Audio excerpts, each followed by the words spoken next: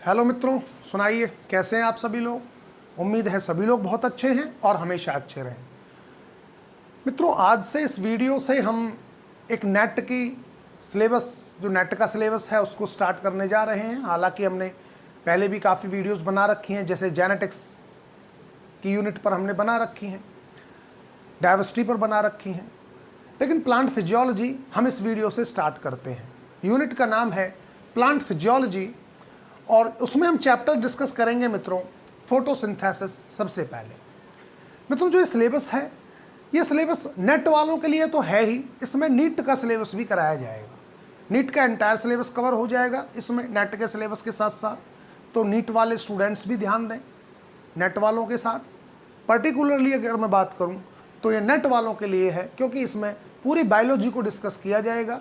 NEET वाले अपना जो ठीक है, जो आउट ऑफ सिलेबस होंगे आप के सिलेबस से, मैं उनको बता दूंगा कि यहाँ पर नीट वालों को ज़्यादा ध्यान नहीं देना है। इस टॉपिक से आपके उसमें एग्ज़ाम में क्वेश्चन नहीं पूछे जाएंगे, यहाँ से केवल नेट वालों के पूछे जाएंगे, तो मैं वो आपको बताता रहूँगा। लेकिन आप एक चीज़ का याद रखना, नीट के एग्ज़ाम में भी +1 +2 का कंप्लीट सिलेबस आता है, बोले तो कंप्लीट बायोलॉजी आती है। और नेट के एग्ज़ाम में लाइफ साइंस का सिलेबस भी कंप्लीट बायोलॉजी ही आता है।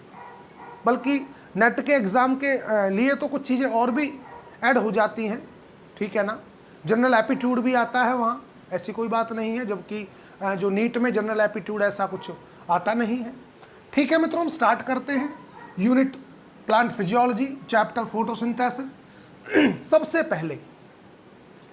सबसे पहले ये पता होना चाहिए कि फोटोसिंथेसिस क्या है।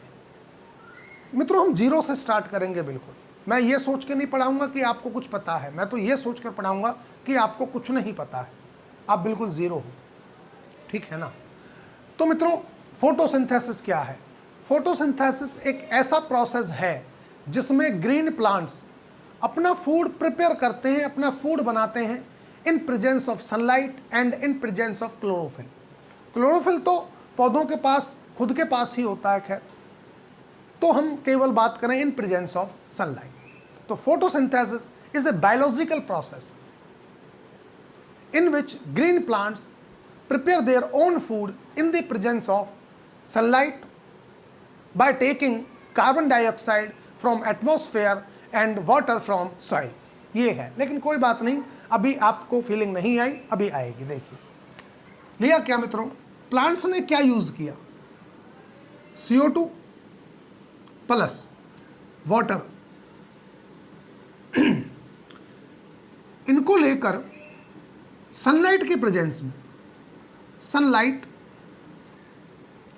और क्लोरोफिल तो जरूरी है मित्रों, क्लोरोफिल पौधे के पास खुद होता है, क्लोरोफिल पिगमेंट जो लाइट को ट्रैप करता है, इसके प्रेजेंस में पौधा बनाता है ग्लूकोज प्लस ऑक्सीजन। ये जो CO2 है, इसको मित्रों पौधा जो लेगा वो एटमॉस्फेयर से लेगा,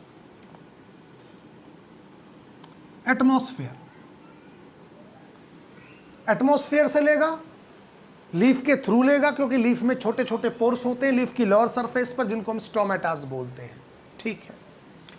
CO2 आ गई जी पौधे के अंदर।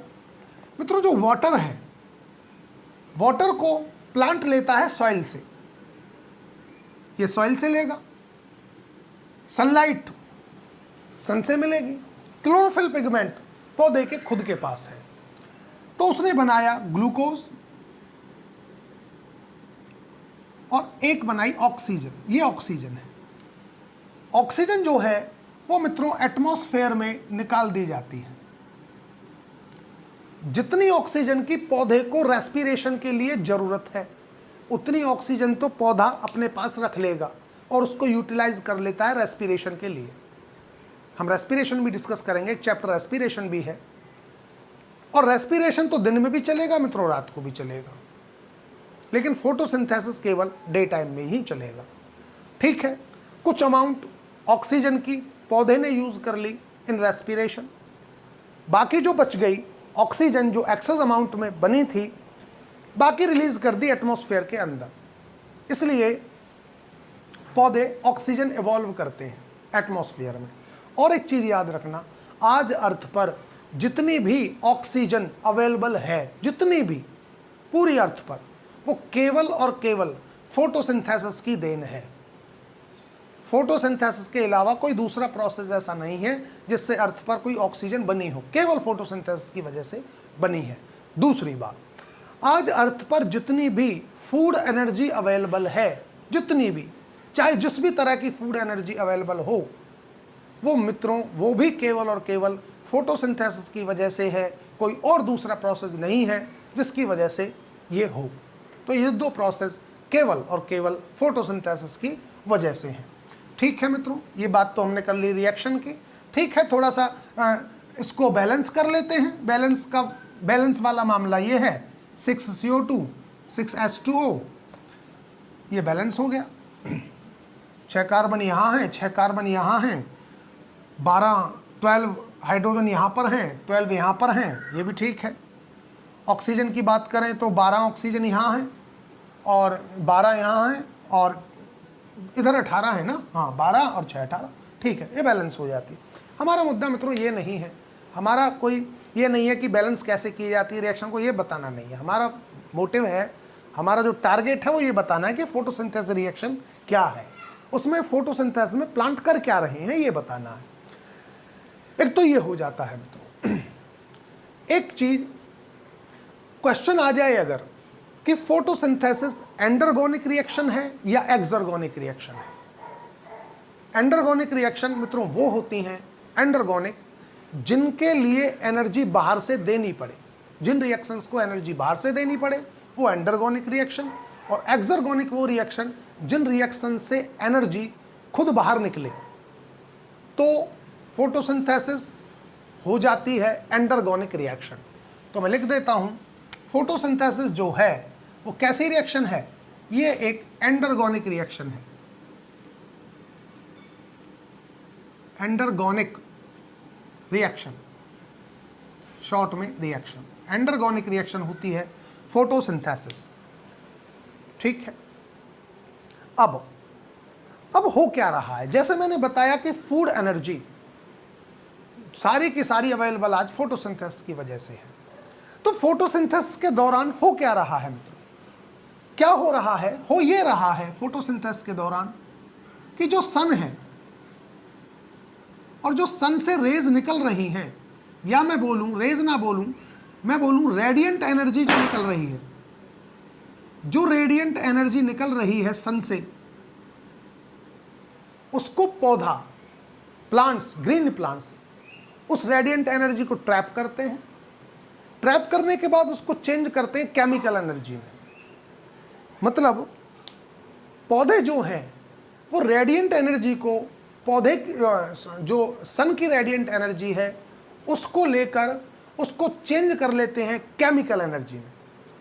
फोटोसिंथेसिस में यही हो रहा है, conversion of energy from one form to the another form. और मित्रों ये कौन से लॉ को फॉलो करेगा, फिर थर्मोडायनेमिक्स के, ये थर्मोडायनेमिक्स का सेकंड लॉ फॉलो करता है। तो बिल्कुल क्लियर रहिए, जो फोटोसिंथेसिस है वो थर्मोडायनेमिक्स का सेकंड लॉ अप्लाई होता है, एंडरगोनिक रिएक्शन है, सनलाइट के प्रेजेंस में है तो डे में होगी, ये भी याद रखना, डे में होने वाली रिएक्शन है, रात को फोटोसिंथेसिस नहीं होगी। ये बात समझ में आती है मित्रों। एक चीज और इस रिएक्शन के बारे में, जो फोटोसिंथेटिक रिएक्शन है, फोटोसिंथेटिक रिएक्शन, फोटोसिंथेटिक रिएक्शन जो है ये मित्रों एक रिडॉक्स रिएक्शन है। रिडॉक्स, इसको हम रिडॉक्स रिएक्शन बोलेंगे, रिडॉक्स रिएक्शन। रिडॉक्स रिएक्शन इसलिए बोलेंगे मित्रों हम, क्योंकि हम देखेंगे इस रिएक्शन के दौरान रिडक्शन और ऑक्सीडेशन दोनों चीजें होंगी। कुछ कंपाउंड्स का हम देखेंगे रिडक्शन होगा, कुछ कंपाउंड्स का ऑक्सीडेशन होगा। और एक बात मित्रों हमेशा याद रखना, अगर किसी कंपाउंड का ऑक्सीडेशन हो रहा है तो जाहिर सी बात है किसी कंपाउंड का, फिर किसी और कंपाउंड का, अगर किसी का मैंने बोला ऑक्सीडेशन हो रहा है तो किसी कंपाउंड का रिडक्शन भी होगा। और अगर किसी कंपाउंड, कोई कंपाउंड रिडक्शन कर रहा है तो कोई कंपाउंड का ऑक्सीडेशन भी हुआ है। ये दोनों चीज़ें पैरेलल हैं, ऑक्सीडेशन रिडक्शन। तो मित्रों फोटोसिंथेटिक रिएक्शन जो है वो एक रिडॉक्स रिएक्शन होती है जिसमें रिडक्शन ऑक्सीडेशन होगा। अब छोटी सी बात आपको समझनी है, वो छोटी सी बात ये है,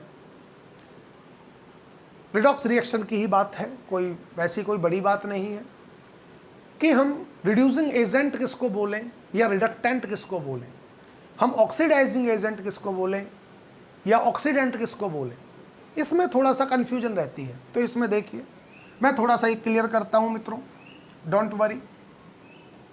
अब आ जाते हैं थोड़ा सा इस बात पर, क्योंकि पूरी रिएक्शन के अंदर, फोटोसिंथेसिस पूरी रिएक्शन के अंदर हम यही देखेंगे, हम क्या देखेंगे, यही देखेंगे, ऑक्सीडेशन रिडक्शन, ऑक्सीडेशन रिडक्शन। और फोटोसिंथेसिस में हो ही क्या रहा है, फोटोसिंथेसिस में ये हो रहा है कि फोटोसिंथेसिस रिएक्शन कन्वर्ट कर रही है रेडिएंट एनर्जी को केमिकल एनर्जी में, और बाद में वो केमिकल एनर्जी यूज की जाती है कार्बन को रिड्यूस करने में, ताकि कार्बन कार्बन का बॉन्ड बन सके। देखा ना आपने, ग्लूकोज बना था, 6 कार्बन कंपाउंड था, और कार्बन डाइऑक्साइड जो लिए वो लिए केवल सिंगल कार्बन कंपाउंड। अब सिंगल कार्बन कंपाउंड लेकर 6 कार्बन कंपाउंड बनाना है तो आपको करनी पड़ेगी, मतलब आपको नहीं, प्लांट को करनी पड़ेगी रिडक्शन, रिड्यूस करना पड़ेगा कार्बन को, ताकि कार्बन कार्बन का बॉन्ड बन सके। इसलिए जो भी एनर्जी फोटोसिंथेसिस से बना रहा है पौधा, लाइट रिएक्शन के दौरान जो भी केमिकल एनर्जी बनाएगा, उस सारी की सारी केमिकल एनर्जी को फिर यूज करेगा for the reduction of carbon, और जब कार्बन का रिडक्शन हो जाएगा तो ग्लूकोज बन जाएगा। मतलब अब दूसरे तरह की केमिकल एनर्जी बन गई जिसको पौधा यूटिलाइज करता है अपने खाने के लिए, और जो बचती है उसको स्टोर करके रख लेता है। बाकी फिर जो हर्बीवोर्स हैं वो उस एनर्जी को खाते हैं, फ्रूट खाएं, लीफ खाएं, स्टेम खाएं, क्योंकि जिसमें भी पौधा स्टोर करके रखेगा उसको खाया जाएगा, वो पार्ट एडिबल होगा। और जब हर्बीवोर उनको खा लेंगे तो हर्बीवोर प्लांट बायोमास को अपने बायोमास में कन्वर्ट कर लेंगे, एनिमल बायोमास में। तो इस तरह से ये चलता रहता है। प्लांट फूड बनाता है, फूड बनाकर फूड को स्टोर करता है, एनिमल्स हर्बीवोर्स पहले उसे खाएंगे, खाकर प्लांट बायोमास को अपनी बॉडी में एनिमल बायोमास में कन्वर्ट कर लेते हैं, फिर एनिमल को एक दूसरा एनिमल खाता है, उसको कोई और खाएगा। इस तरह से मामला चलता रहता है। चलिए मित्रों, हमें रिडॉक्स रिएक्शन के बारे में बात करनी थी। मान लीजिए मित्रों एक कंपाउंड ए है और मान लीजिए एक कंपाउंड बी है। अब करता क्या है, बी अपना इलेक्ट्रॉन ए को देता है। जब अपना इलेक्ट्रॉन निकालकर ए को देगा, इलेक्ट्रॉन निकालकर ए को देगा, तो बी पर क्या साइन होगा, तो सिचुएशन ये हो जाएगी, ए पर इलेक्ट्रॉन आया है, ए तो नेगेटिव हो गया, ठीक है, और बी जो था, बी ने इलेक्ट्रॉन निकाला है, बी हो गया पॉजिटिव, क्योंकि इसने इलेक्ट्रॉन ए को दे दिया। अब देखिए यहां पर रिडक्शन किसका हुआ, यहां पर रिडक्शन हुआ ए का, यहां पर रिडक्शन हुआ, और यहां पर ऑक्सीडेशन, बी का हुआ ऑक्सीडेशन, इसका रिडक्शन हुआ, इसका ऑक्सीडेशन हुआ, ऑक्सीडेशन। इसलिए मैंने बोला कि जब किसी कंपाउंड का ऑक्सीडेशन होता है तो किसी कंपाउंड का रिडक्शन भी होता है, या ये बोलिए जब किसी कंपाउंड का रिडक्शन होता है तो किसी का ऑक्सीडेशन भी होता है, ठीक है ना। अब देखिए इसका रिडक्शन कब हुआ, इसका रिडक्शन तब हुआ, या मैं ये बोलूं इसका रिडक्शन कब हुआ, इसका रिडक्शन तब हुआ जब इसका ऑक्सीडेशन हुआ। भाई ऑक्सीडेशन का मतलब क्या, इलेक्ट्रॉन का निकलना ऑक्सीडेशन, और रिडक्शन का मतलब क्या, इलेक्ट्रॉन का ऐड होना रिडक्शन। तो ए का रिडक्शन तब हुआ जब बी का ऑक्सीडेशन हुआ, ठीक है। तो ए क्या हो गया, ए क्या कहलाएगा, ए का रिडक्शन हुआ बी के ऑक्सीडेशन के बाद, तो ए कहलाया ऑक्सीडाइजिंग एजेंट। ए को कहेंगे हम ऑक्सीडाइजिंग एजेंट या ऑक्सीडेंट। और ऑक्सीडेंट भी आप बोल सकते हो, और ऑक्सीडेंट। ठीक है, ये बात समझ में आती है। अब देखिए, ए का रिडक्शन हुआ जब बी का ऑक्सीडेशन हुआ, ठीक है, लेकिन बी का ऑक्सीडेशन कब हुआ? बी का ऑक्सीडेशन हुआ जब ए का रिडक्शन हुआ। बी का ऑक्सीडेशन हुआ जब ए का रिडक्शन हुआ, तो बी को मैं बोलूंगा रिडक्टेंट या रिड्यूसिंग एजेंट। ये कहलाएगा रिड्यूसिंग एजेंट और रिडक्टेंट। बस इतनी सी बात है, और कोई बात नहीं है अलग से।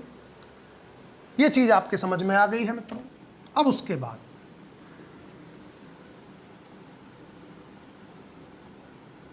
अब बात आ जाती है मित्रों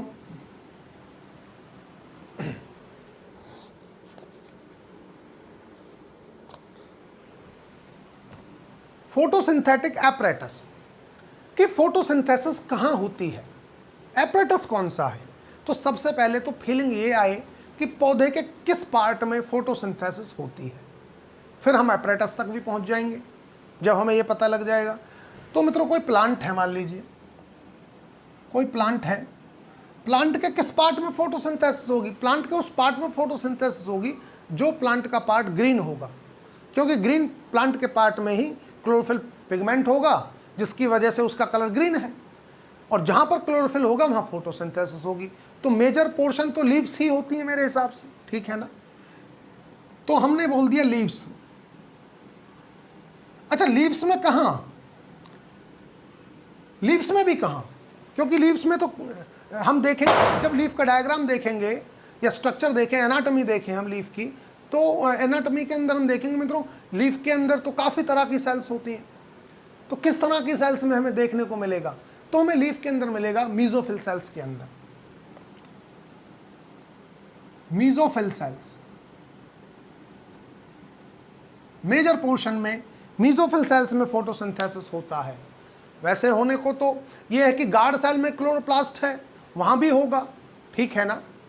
तो थोड़ा ये रखना, मीजोफिल सेल्स में मतलब जिन भी सेल्स में क्लोरोप्लास्ट है वहां पर फोटोसिंथेसिस होगा, ठीक है, गार्ड सेल में हो या किसी और सेल में हो, लेकिन मीजोफिल सेल्स में क्लोरोप्लास्ट सबसे ज्यादा होता है, इसलिए मैंने मीजोफिल सेल लिखा। और मीजोफिल सेल्स में भी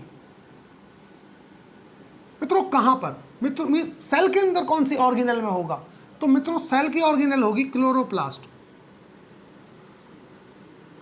सेल की वो ऑर्गेनेल होगी जिसके अंदर फोटोसिंथेसिस होगा, क्लोरोप्लास्ट। और क्लोरोप्लास्ट को जब मैग्नीफाई करके आप देखोगे तो आपको स्ट्रक्चर कैसी मिलेगी वो देखिए।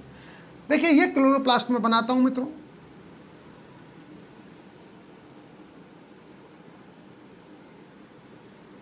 ये मैंने क्लोरोप्लास्ट बना दिया। जो डबल मेम्ब्रेनस होता है ये याद रखना, क्लोरोप्लास्ट की ये वाली आउटर मेम्ब्रेन है, आउटर मेम्ब्रेन, ये इनर मेम्ब्रेन है, inner membrane. Chloroplast double membranous होता है, ठीक है। अब क्लोरोप्लास्ट के अंदर होते हैं मित्रों ग्रेना,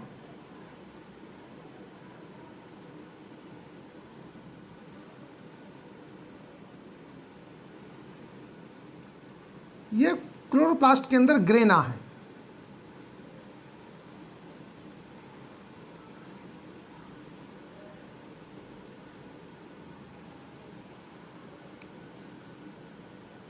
ये ग्रेना हमने बना दिए।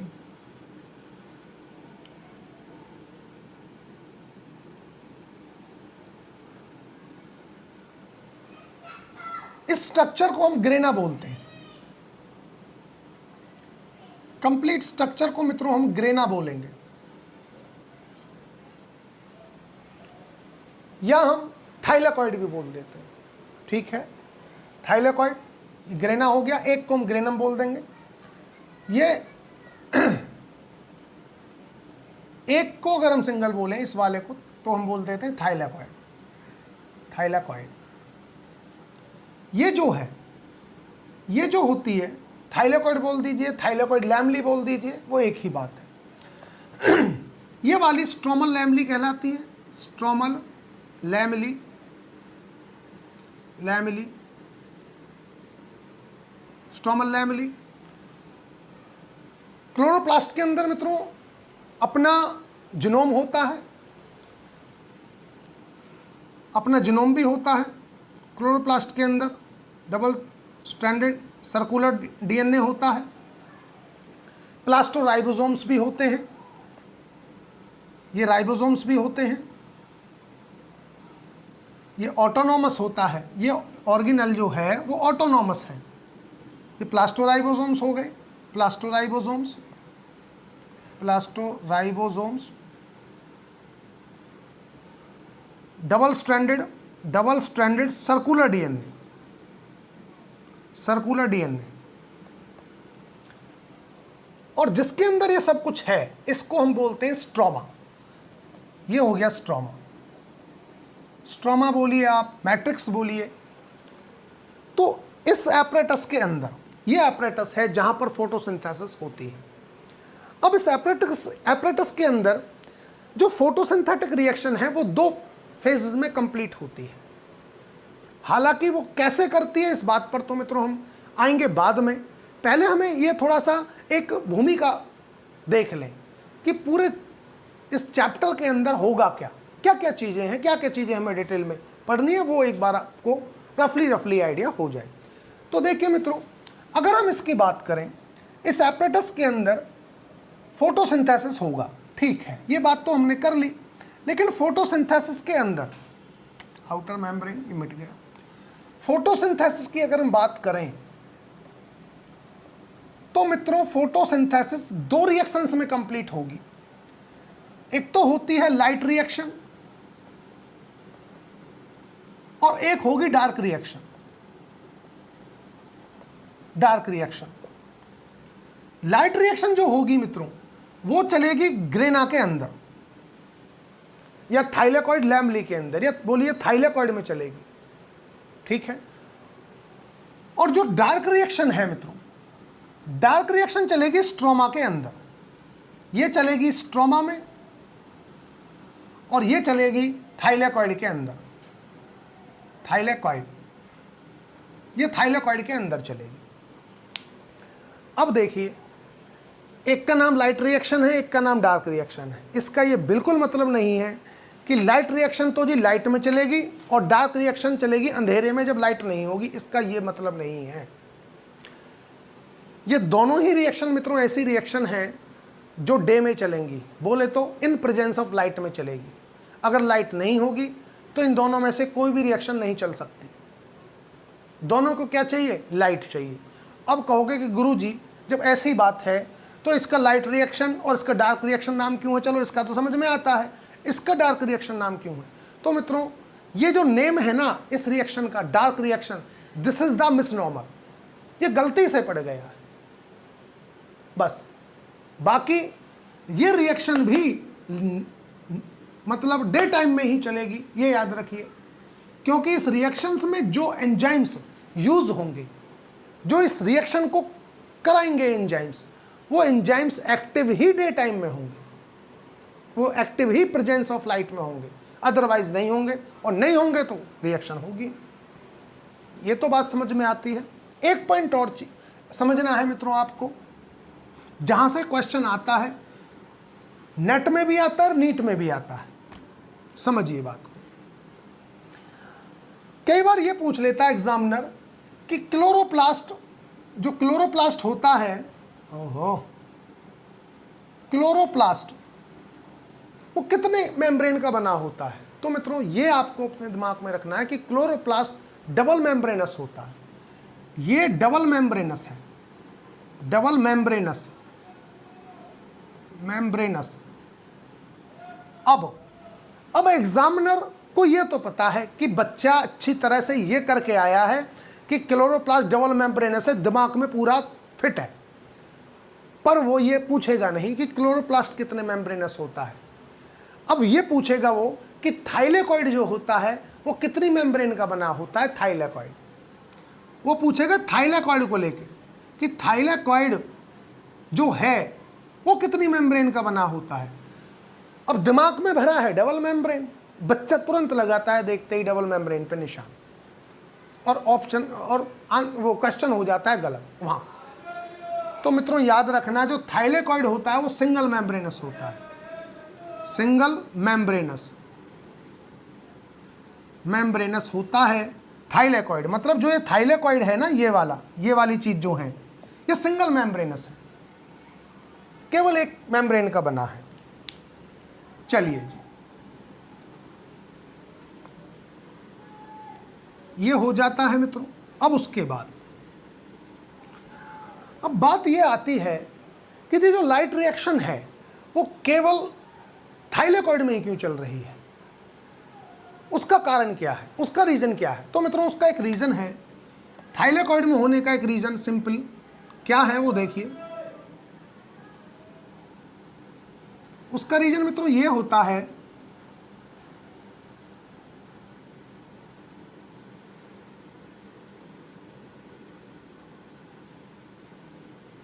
ये थाइलेकॉइड का मैंने डायग्राम बनाया।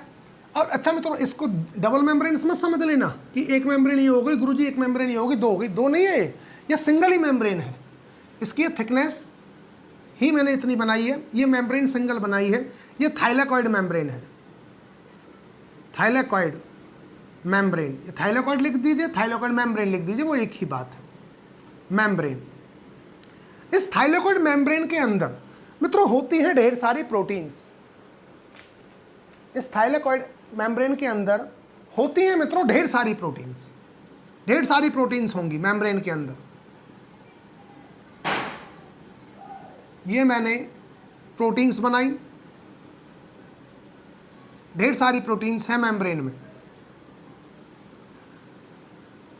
अच्छा, थाइलेकॉइड मेम्ब्रेन में प्रोटीन्स हैं, स्ट्रोमल जो लैमली थी, या मैं बोलूं जो स्ट्रोमल थाइलेकॉइड्स थे, जो एक ग्रेना को दूसरे ग्रेना से कनेक्ट कर रहा है, प्रोटीन्स वहां भी है मित्रों। ऐसा नहीं है कभी वहां सोचो वहां नहीं है, वहां भी है।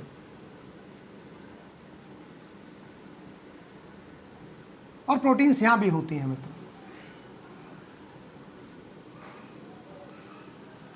तो आंसर ये है कि लाइट रिएक्शन ग्रेना में क्यों होती है, क्वेश्चन ये था। आंसर ये है कि लाइट रिएक्शन ग्रेना के अंदर, ग्रेना मेम्ब्रेन में इसलिए होती है कि ग्रेना मेम्ब्रेन में बैठी है ढेर सारी प्रोटीन, और जो प्रोटीन होती है ना वो इलेक्ट्रॉन को ट्रांसपोर्ट करने के लिए एक बहुत बेस्ट मीडियम होता है।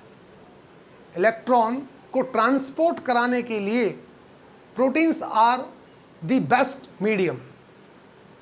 इसलिए जो लाइट रिएक्शन है वो थाइलेकॉइड मेम्ब्रेन में होती है due to presence of proteins. ये है आंसर। ठीक है मित्रों, मुझे लगता है I think that is much enough for today in the introduction part, जो फोटोसिंथेसिस के बारे में आपको बताना था।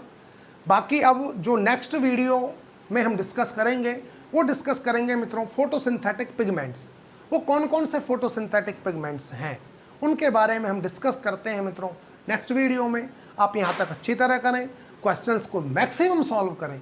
ज़्यादातर तो आपको क्वेश्चन सॉल्व करने हैं, मतलब आपने कंसेप्ट एक बार कर लिया, आपने पढ़ लिया कोई टॉपिक, कंसेप्ट क्लियर है, फिर आप ज़्यादा टाइम उस पर मत लगाइए। आप क्या करिए, ज़्यादा से ज़्यादा क्वेश्चन सॉल्व करिए। इसलिए मैं मित्रों जब भी आपको कोई चैप्टर फिनिश करा दूंगा उसके बाद मैं करीबन 1 या 2 वीडियोज़ में आपको क्वेश्चंस की प्रैक्टिस कराऊंगा। क्योंकि अगर क्वेश्चन नहीं किया तो जो भी आपने सीखा है ना वो सब बेकार है। क्योंकि किस टाइप के क्वेश्चन आएंगे, कहाँ से कैसे पूछता है एग्जामिनर, ये मित्रों आपको पता होना चाहिए, बहुत अच्छी तरह से पता होगा तभी आप कर पाओगे, अदरवाइज तो नहीं हो पाएगा। और क्वेश्चंस ही ये बताएंगे कि हमने समझा, जो हमने सीखा, वो उसमें कमियां कहाँ रह गई हैं हमारे कंसेप्ट को समझने में, हमें वो दोबारा से क्या क्या चीज़ें पढ़नी चाहिए उसमें, ये भी क्वेश्चंस ही आपको बताएंगे। ठीक है मित्रों, मिलते हैं फिर नेक्स्ट वीडियो में, तब तक के लिए thank you so much. Okay, bye मित्रों।